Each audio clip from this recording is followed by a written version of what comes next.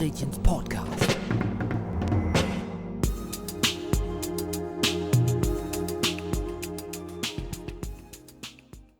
Welcome to Gretchen'S Podcast.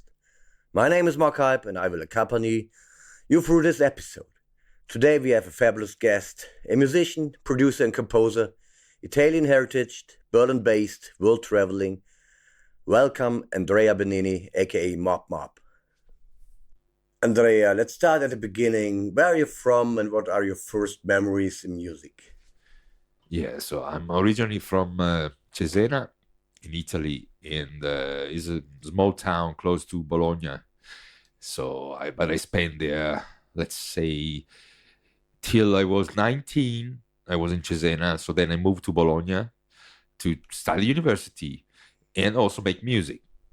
So basically, I started very, very early in my hometown and at the church. So, yeah, man. Wow. Yeah, we have a good prize that, it was into music.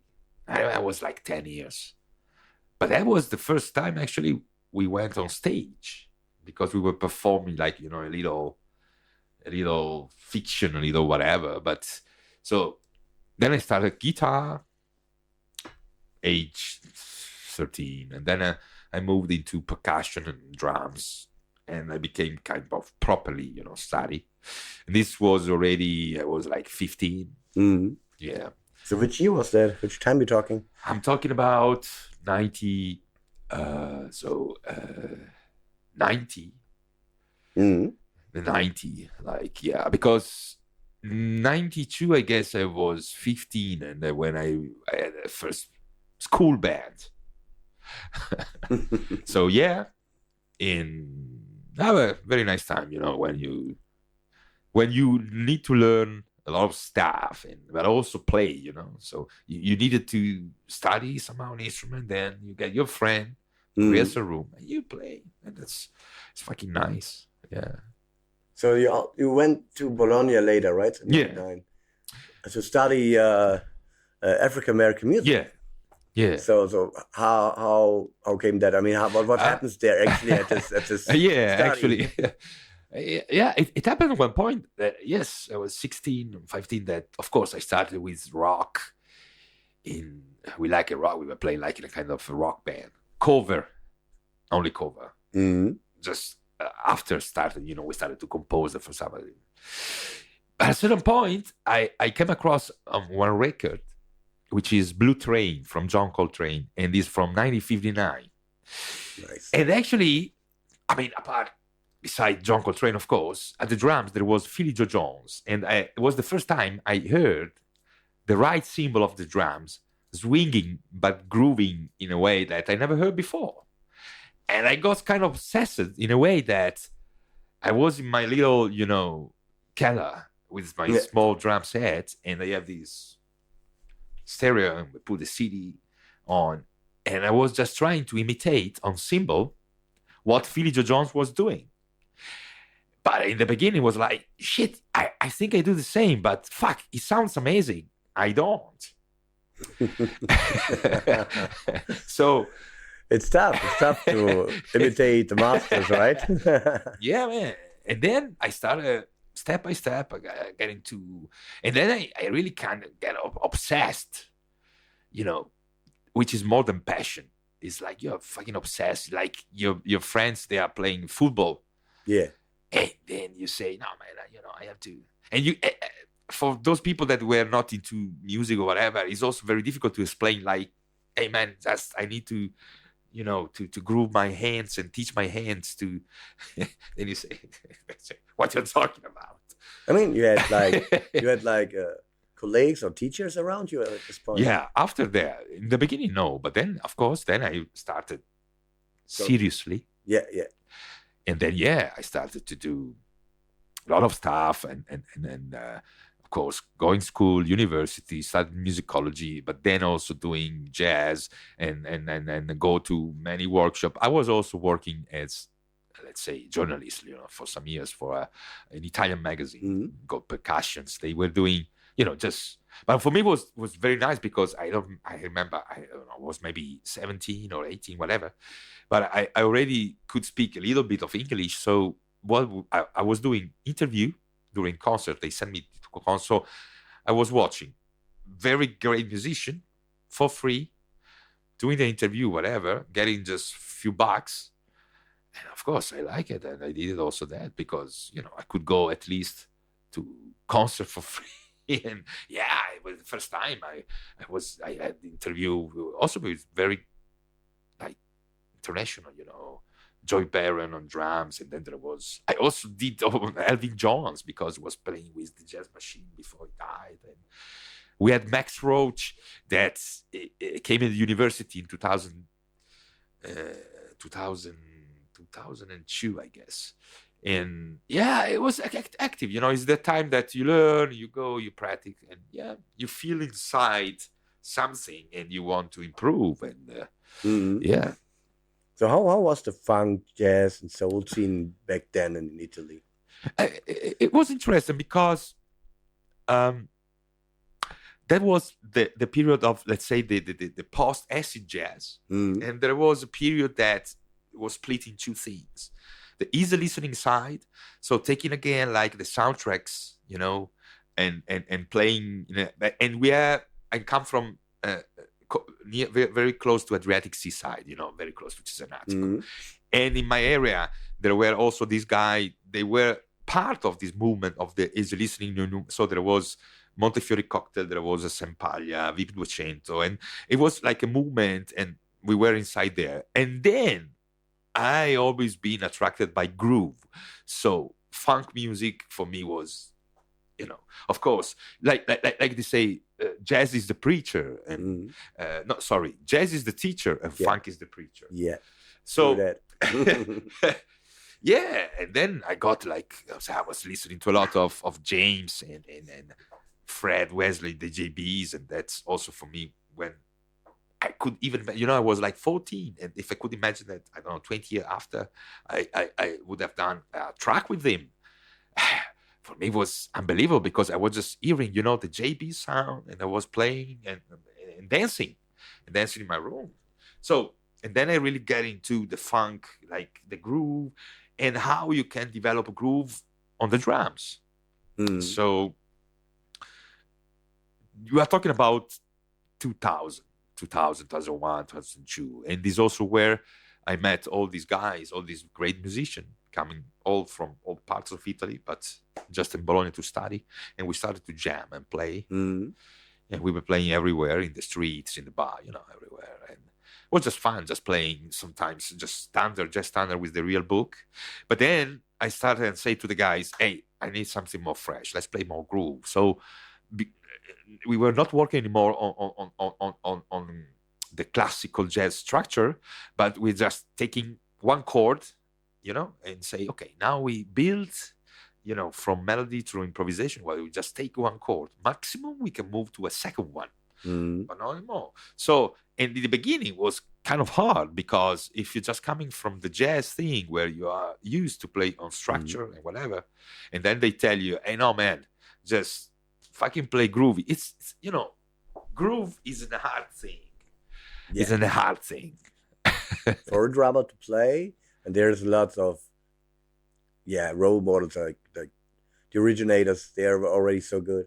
And then that's you get into serious problems. Like if you want to reach this status, right? Oh, but I think I always saw the thing like inspiration. I was just in the beginning. I was just trying to emulate something like as close as I could, because to really go there, like to come on, let me understand. But to do that, you really need to not do the same, of course, but but that's very important because then if you do it with many things, it could be that someday you could find a formula, at least where people that doesn't know you, they tell you, I know it's you. So, of course, then is another topic. But you start everything, emulate. Because, as I told you, I was hearing this fucking symbol of Philly Joe, and was amazing.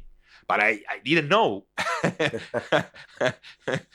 that to emulate that, you have a couple of things to do. Yeah. Where's the dead notes at, right? It's a crazy science on its own.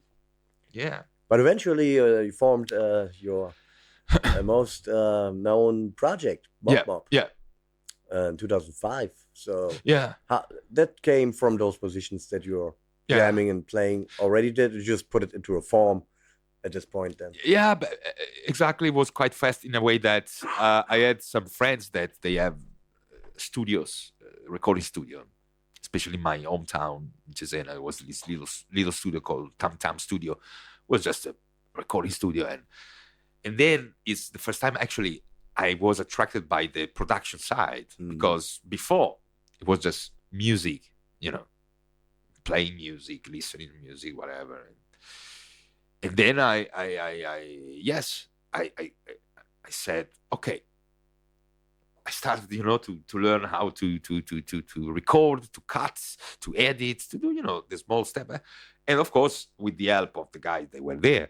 And I thought that maybe I had some idea, so that's why I started to do some stuff in, try to refresh something. And so we with this bunch of guys and my friends, we went to the studio and we recorded, some original and some also cover of mostly Italian composer from the 50s and 60s. But of course, to kind of find your way somehow, your style. And then when we did this completely like super underground, and we pressed some vinyl, and then there was this one of the biggest collector we have in Italy, Paolo Scotti, used to have a record label called Deja Vu, and so he said we pressed also single in 12-inch in 2006, and with a Scottish singer. And then they started to play in Italy as well, in big radio. Like there was this very nice program called Seit, and was on Radio DJ. This is now one of the biggest now. So what happened? They started to play this track, and also then in UK, and same year from Japan, they loved my first album, so they said we're gonna put it out for the Japanese market. So nice. Yeah. And they just put it, but they do another press, a special press, because they really do it was still here that it was a lot of the Japanese market was very interesting to the European, not only, market and see and bring it there something, so it was very active in those years. Yeah. And basically, step by step, you do something and it looks like the idea you had, people like it, and also concerts, whatever, but also people from records, from radio, whatever. So step by step, I started to believe that what I was thinking, at least some people could get it. So I continued. That's when also the international gigs happened and international tours started, right? Yeah, then, from nothing, then, was the period it was called dance floor jazz.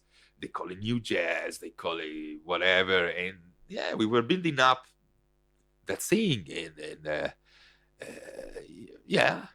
and it was nice actually, because there was, as we said before, much less social, whatever. It was just you were doing something and then something happened because what you did somehow touched some people.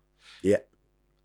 Besides how you look or what you represent or whatever. So we and then it happened that we started to perform in all Europe for years, and then also with, especially in 2013, I Love Magic, it happened that album was very successful, and it happened that the music, whatever. It was like the beginning, I don't know how you call it, of the, maybe they call it the new world music, the contamination between culture and it just happened. You were, man, you're doing stuff, and some people tell you, oh, yeah. That's how it usually happened back in the days.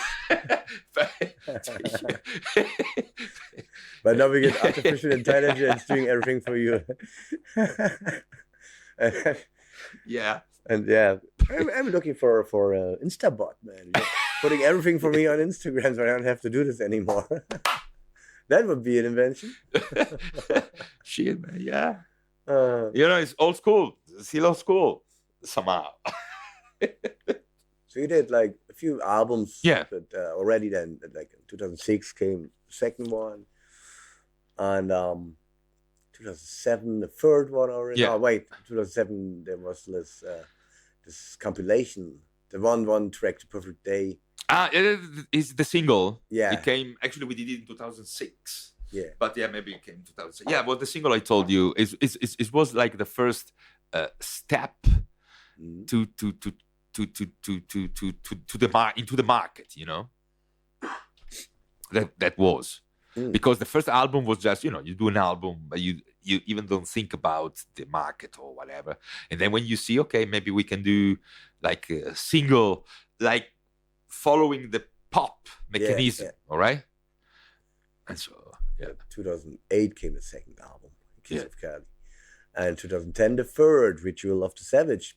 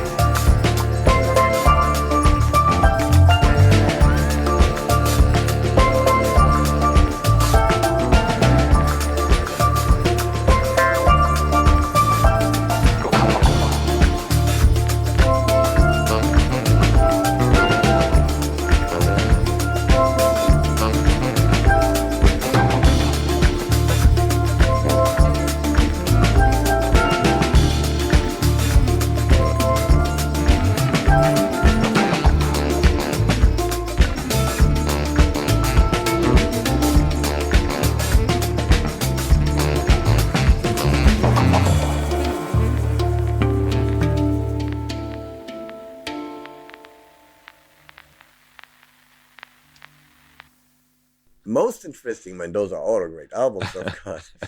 But the really big hit was in 2012. Yeah. When it was selected for Woody Allen soundtrack. Also, yeah. To Rome with Love. That's crazy. I mean, how this came up. And does it really pays off? Yeah. I mean, so yeah, it's what we said. Like, you're doing stuff, and if you're lucky that they go in the international market, everyone can listen. Yeah, but so still, it happened. I mean, still, no, but it happened. Crazy. It's Woody Allen, right? Yeah, it happened. It's a different story. It happened like that. My piano player Alex Trebo, he was in New York, and they had a dinner. And in this dinner, there was one of the video editor of Woody Allen that actually he knew already Alex. But Alex said, we just did this stuff, blah, blah, whatever, so maybe you can prove. And she really loved it in a way that she thought that could be something. And the cool thing when you do this kind of, it's like you are not doing a full soundtrack for something, so it's different. But also in this case, it's like they choose 10 tracks from 10 artists. Then, they put it, they go in the video editing stuff, whatever. So same cut with the other, whatever. And then Woody Allen is there, said that one. It's still a crazy story. Yeah, it's how it is. Yeah. And then, of course, it's good when you do this stuff. It's good in a way that, of course, if you are the composer and the producer, whatever, yes, it's a good thing because they are like, Hollywood, whatever. And yes. So you're still getting royalties. Yeah. And you and actually, you will get it all your life. That's this position in a Hollywood movie. No, it's really good. It's cool. But it's not changing your life. Okay. It's not changing your life. It can change if you maybe sign a full soundtrack, a Tarantino full. Yeah. Oh man, then it's something different. That's true. Well, like it's an Ocean's 11 kind of movie, right? Yeah. It would be perfect for you. Yeah, I mean, I know, but just for the thing you were saying that, then you can just say, you know what, you told me I'm a boomer, like, or whatever. And then yeah, if you get your enough money, then as I told you, okay, you want to play the new game. When you want to, you do it. And when you don't want, you don't do it. And that is a crazy part that some of those super rich still want it crazy. Yeah, I mean, did you ever look at actually, because I think that if you really don't need that money, yeah, it's passion. Passion is passion. Yeah. I mean, if you like to do something, it's cool when they give you money for that. But if you don't get the money, but you still have the passion, I mean, or the opposite. Yeah. You get the money, but you want to do it again. Yeah. So the fourth album came in 2013, Eyes of Magic. Yeah. And there was an interesting feature on it with Fred Wesley. Yeah, also. Yeah. With Fred. So how was it to work with him? Yeah, it's very nice. He's a staple in funk music. Yeah, I mean, as I told you before, it was just something that happened this way. So basically, as I told you, it was like 14, 15 hours listening to JB's music and yeah, just love it. And I remember the first time I was hearing his sound on the trombone, on the funk music. It was, you say, I like it. Well, so it happened that in that year, I said, I think I feel now that I want to ask someone important, like to do a collaboration, because it's those years when you are still young, but also in a way you say, let's try,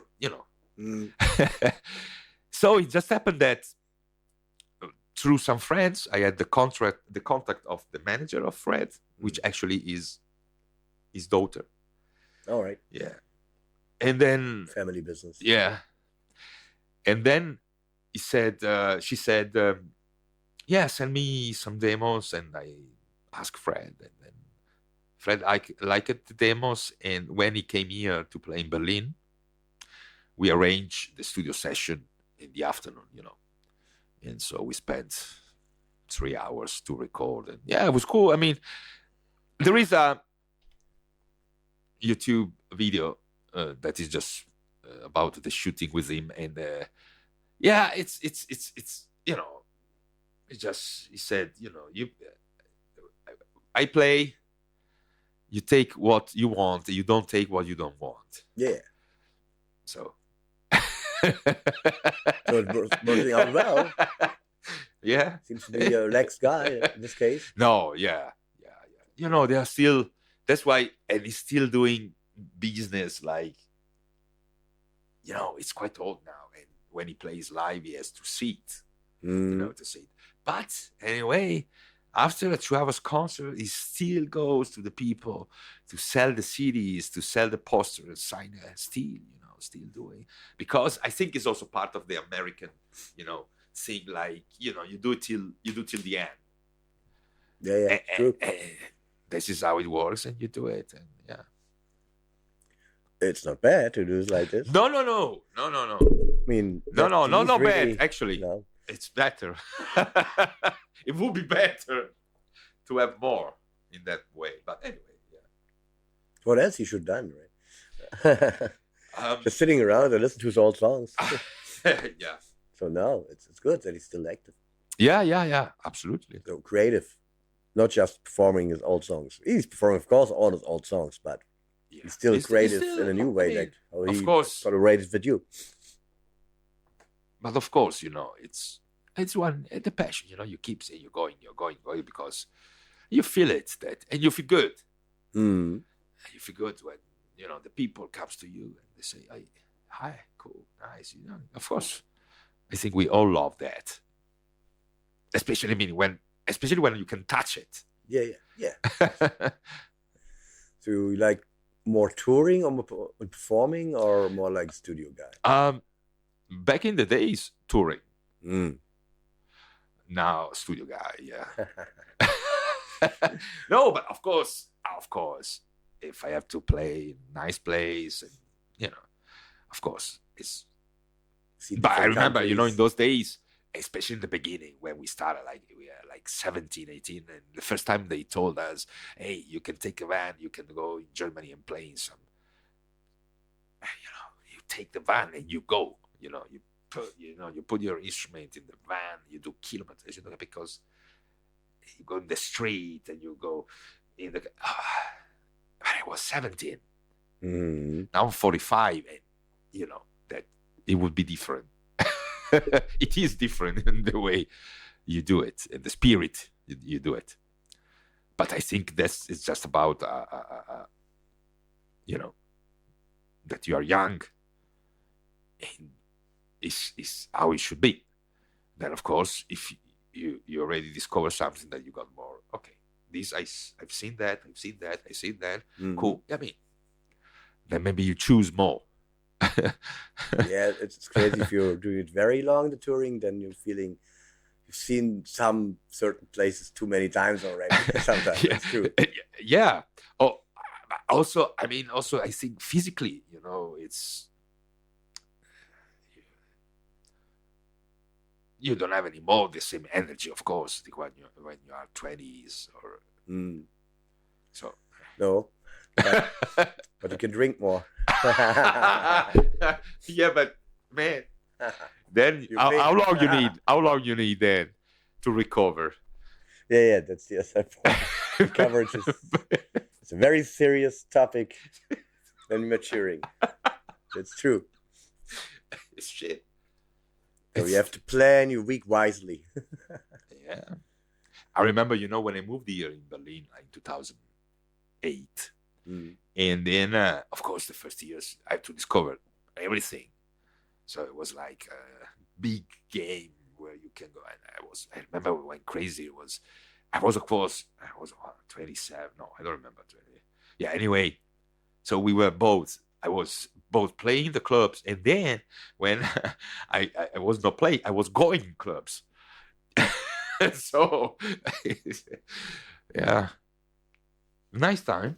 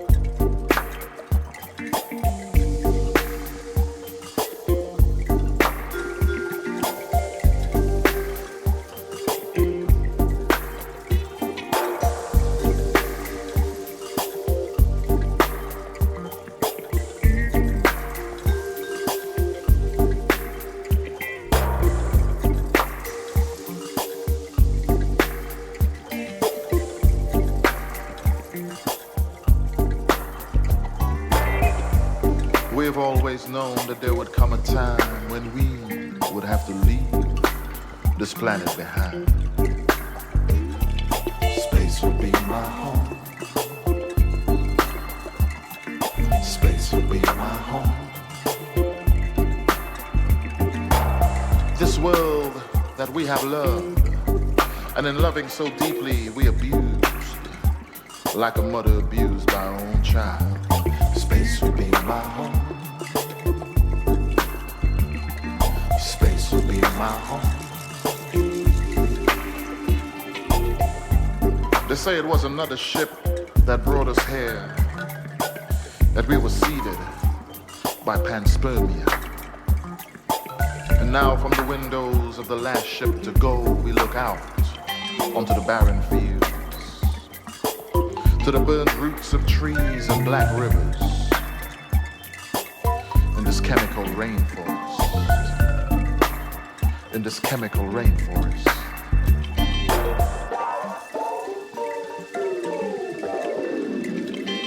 Space will be my home.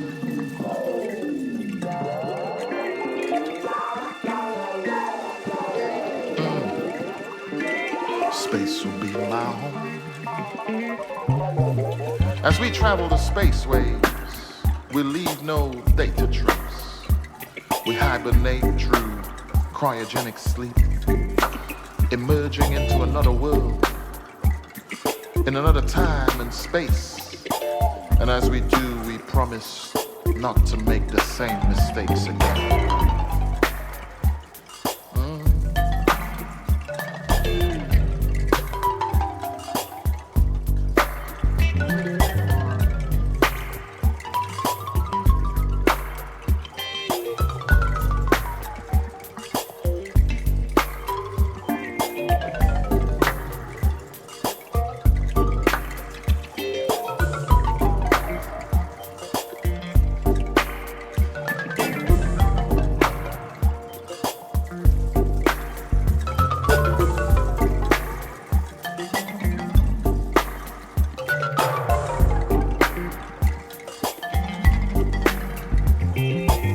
Show me the great pyramids and the great plains. Show me a map of these constellations, of Sirius moons and the stars aligning. Show me the fertile springs. Let me build my house on stilts of chrome, overlooking the valley of gold. Show me this place that they call Earth, and let me land this ship.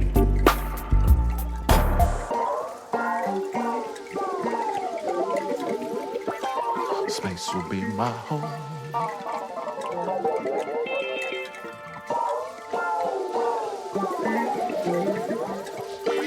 Space will be my home. So long they see us coming and call us UFOs. So long they call us extraterrestrial alien life forms, not knowing that we are dead. And we come from a future when we have learned to walk the fabric of time and space. My lunar love, take my hand. Soon we will forget where we have come from. Space will be my home. Space will be my home. Space will be my home. Space will be my home. Space will be my home. Space will be my home.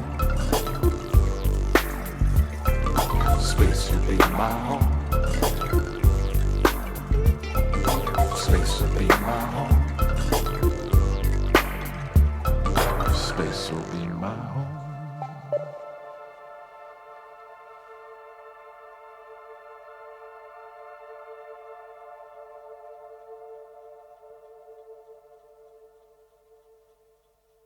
When the corona pandemic hit, how did it affected you, especially as you're no more a studio guy? I mean, still you have to make some money. So how you dealt with that? Yeah, with those last 2.5 years, kind of. Yeah. I felt actually, beside COVID, was already kind of something I was feeling it, because already before COVID, like 1 or 2 years before, I already, for example, one day decided like I quit on Facebook and Insta. So there was a period that I was really, I reached to a point that I was really angry with myself. So I said, okay, I don't want to see anything anymore of this shit. I don't want to see any more cats playing with I don't want to see what food you eat today. I don't give a shit what food you eat today. I don't want to see, I was just say, okay. And so for actually almost 2 years, I really didn't have any social, and I was not checking anything anymore. I mean, beside, political stuff and the society and, reading. But I really didn't know one thing about all my friends, all the other, like saying what they were doing, but I didn't want. But I remember this to Ralph Zitzman from Magogo Records, and I said, and you know what? I do a bet. You will see that our streaming will increase. Oh, but no, because you have to. So what happened? That the number increased. I think that in general the number increased also because of the COVID, whatever, more people staying home. So maybe, but in general, and they are still, and this was just to say, I'm not, for you, I'm still like not existing anymore because you don't seem there. But somehow people still listening what I did. So it made me think about a lot of things in general. And the COVID, of course, it took me into this space, as I told you before, like we were talking, that you born in the real world, then it came the virtual one in now. So I'm from 77, and I have to find where I want to stay. And sometimes it's hard because some things I see I don't like. The other, I say, but if this is a game, so it is actually really a game, Come on, man. It it's is like a a video game. It's like a video game. If you look like, trying to step to the next level. But I said before, there's no big monster in the end. You can finish this game. I mean, that's it's made for infinity.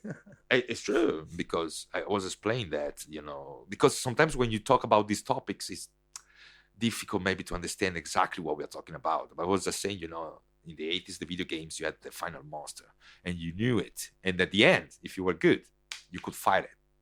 And if you were very good, you could win. Yeah. But nowadays, they tell you have to fight. This is the game.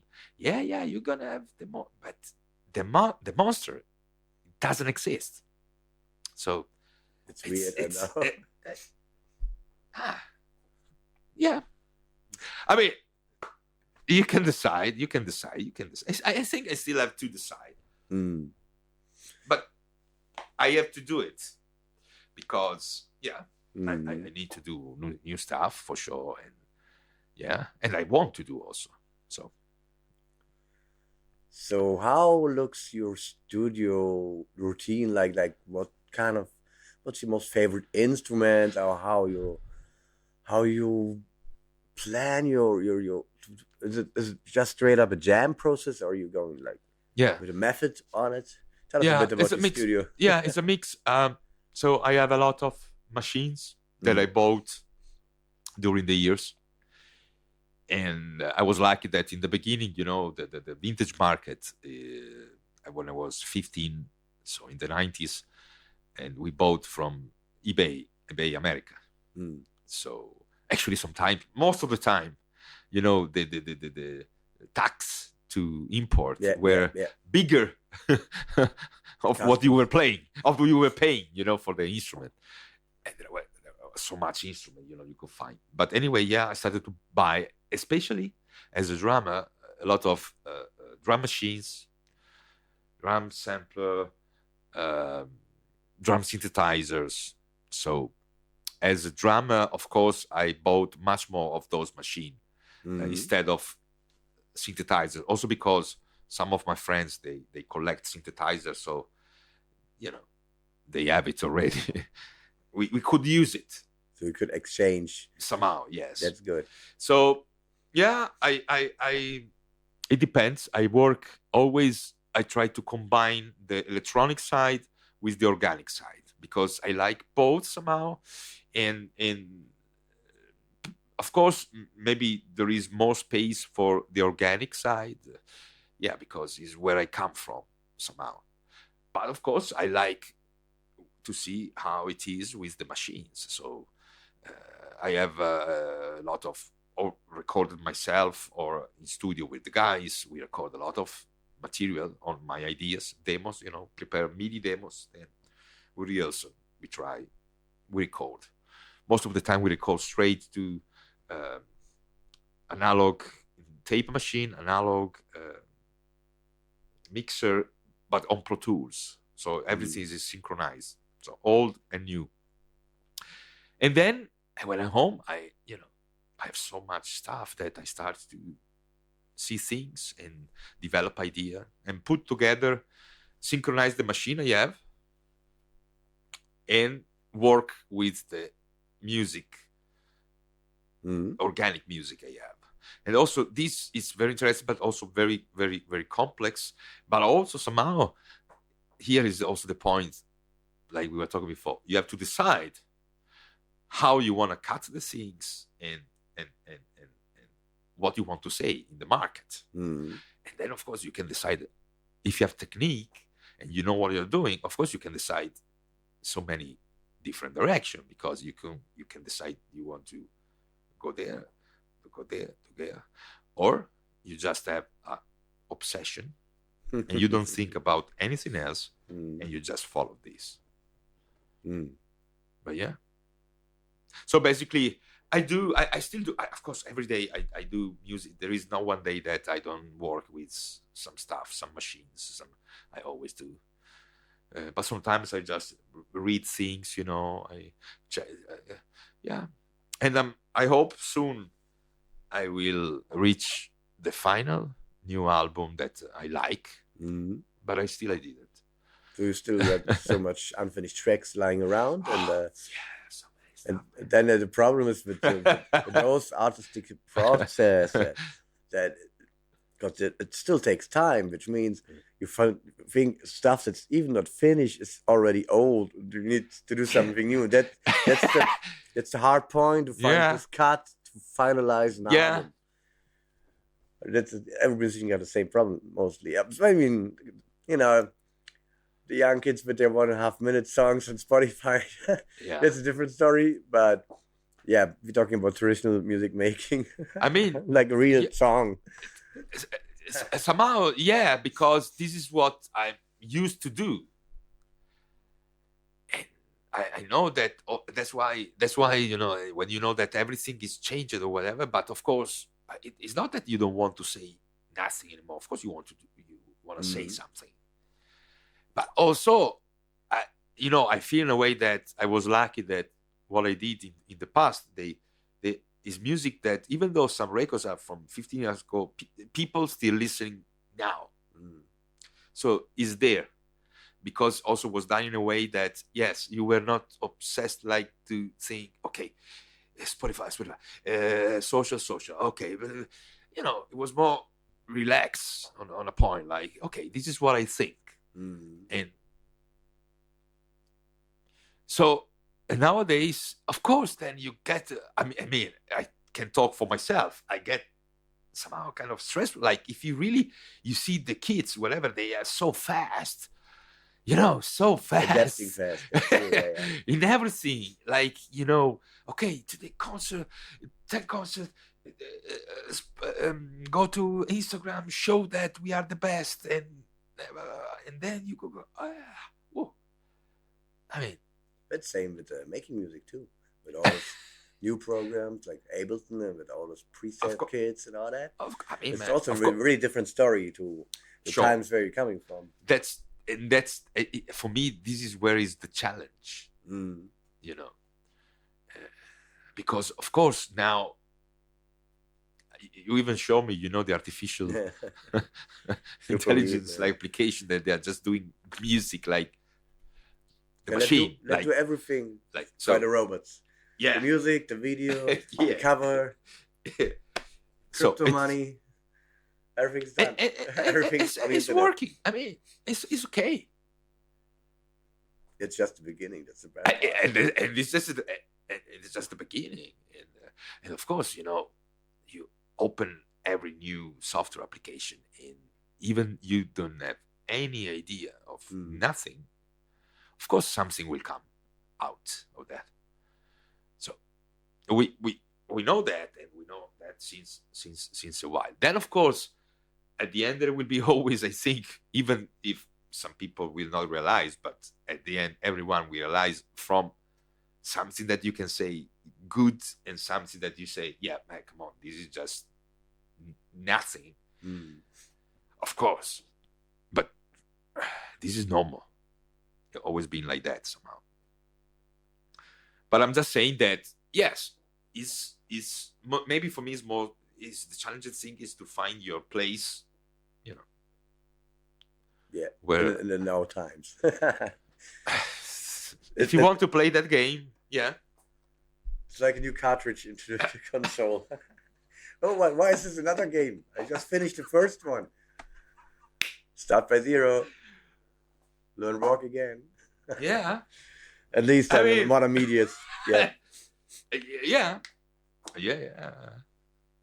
So how you see your future then in those testing times? Oh man, I think that we have just to work with kids, 18, 10, 20, female better, female musician. I'm working with a lot of very good female musicians now, and they are actually, I already met all these new kids that they are very good, and we are playing. So we started this summer to play new live, to see what happened, and I like it. It was nice, some nice stuff, something to fix, but it was refreshing at least. You play with another generation, and it's helpful. Of course, they need you, but you also need them. Yeah. So to keep it fresh, you have another look on things, because things in the world are always changing, and if you're staying in your lane forever, then at some point you didn't fit that much anymore. That's it's important to also find young bloods. Yeah, it's true. Yeah, I mean, not too young, but well, I mean, 18, 19 is young actually. No. They are like, they are 28, 27. No. I'm not talking now. No, but of course, very good musician, and of course they need to do stuff, because it just reminds myself, and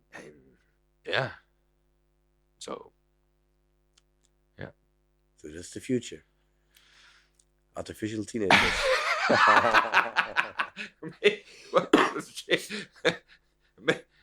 Maybe, yeah. Who knows? So thanks, Andrea, for joining Thank you. the Gretchen's Thank you, podcast. It was great insights from you. Thank I you. wish you all the best for the future, for your Yeah, upcoming album, that it will be finished soon. soon. If you all need new... For sure, next Mop year Mop has music. to be in the market. I mean, at least some tracks. Yeah. Thanks a lot, man. Thank you. Bye. Ciao. Bye.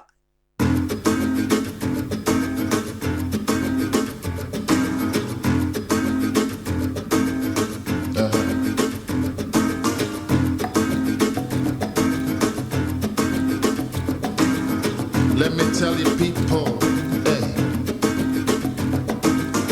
revolution rising. Yeah, yeah. Proof. Yes. Watch out. Yeah. Giving us the runaround. They're giving us the runaround. Giving us the runaround. They're giving us the runaround. Don't think that we're too happy in this world of material things. Don't think that we're lost in some cyberspace. They think we can't find a way to blaze a light. Tell them we're about to burn these plantations down. They're giving you the runaround. They're giving us the runaround. Giving us the runaround. They're giving us the runaround. So when you think you know what's going down, it's just lies disguised as news. The truth lies between the lines, but you gotta be quick to catch it. But when you think that you understand, and you think that you really know what's going on, let me tell you, they're giving us the runaround. They're giving us the runaround. Oh yeah. We're giving us the runaround. They're giving us the runaround.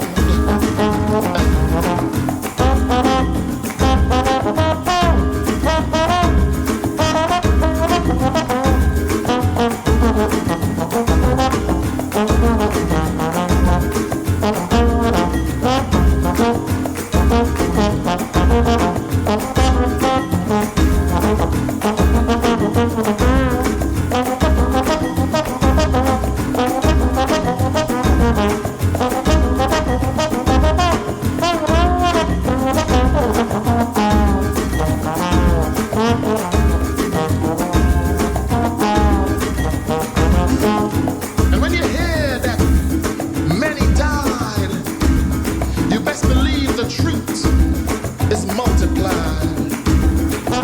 Because down here on the ground, the people, we're only walking through illusion. Let me tell you, they're giving us the runaround. They're giving us the runaround. They're giving us the runaround. They're giving us the runaround.